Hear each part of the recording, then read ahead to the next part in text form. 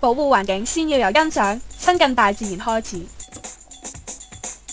跑野外定向讀科學唔係淨係為咗贏，為咗將來可以做醫生，而係俾我哋體會到大自然嘅奧妙，明白到世上事物嘅結構。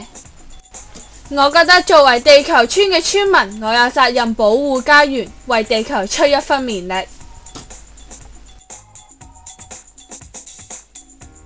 環境保護已經嚟到第5部曲，我希望將我喺運動領悟返嚟嘅堅持、奮鬥精神應用喺野外長征呢個活動，突破自我，親身體驗到野外考察嘅生活，同一班志同道合嘅朋友合力成為環保尖兵，一齊實踐環境保護呢個刻不容緩嘅使命。